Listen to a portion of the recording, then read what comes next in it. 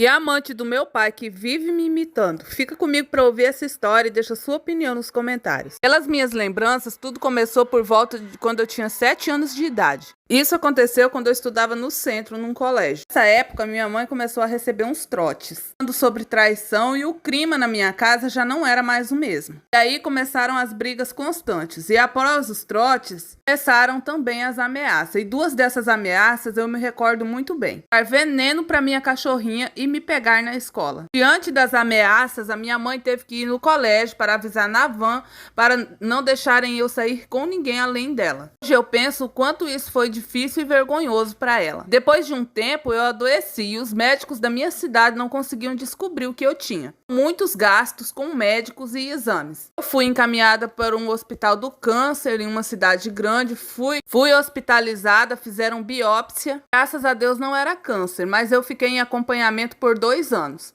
Durante esse tempo, as ligações continuaram. A amante do meu pai ligava para minha mãe como se fosse atendente de farmácia, cobrando por contas não pagas, que não existia. E também contando sobre dia e horários que eles se encontravam. E com tudo isso, a minha mãe já não era mais a mesma. Ela criou uma obsessão em ir atrás do meu pai com a amante. Em muitos desse momento, eu estava junto e flaguei o meu pai junto com ela. Ela terminou algumas vezes, mas minha mãe era dona de casa, não tinha trabalho, dependia financeiramente do meu pai. Ela não tinha completado nem o ensino médio. Ela tinha muito medo de ficar sozinha e ela sempre voltava com ele depois que terminava. Essa situação que percorreu durante anos destruiu a minha mãe. Mas ela conseguiu ir catando os caquinhos dela aos poucos, lentamente. Ela voltou a estudar, completou o ensino médio, começou uma faculdade, formou e começou a trabalhar. Eu cresci também, e por mais que a minha relação com meu pai fosse ótima, eu sempre deixei bem claro para ele que eu apoiava a minha mãe. Sim, ele estava errado do que ele fazia. Sempre disse para ele que eu ficaria com ela. Sim, eu fiz em 2019, quando a minha mãe criou forças e conseguiu se separar dele. Demorou, mas ela conseguiu. Ela precisava disso, ela precisava dessa libertação. Hoje ela está até namorando, viu? Hoje ela namora com um homem que trata ela muito bem e eu adoro ele. Adora sair, sai mais do que eu e o meu marido, tá? Foi depois dessa separação que as coisas viraram para o meu lado ainda mais. Minha relação com meu pai sempre foi maravilhosa, melhor até do que a minha relação com a minha mãe. Costumo dizer que ele é um ótimo pai, uma excelente pessoa, mas como homem ele não presta. Hoje eu tenho 29 anos e desde a minha adolescência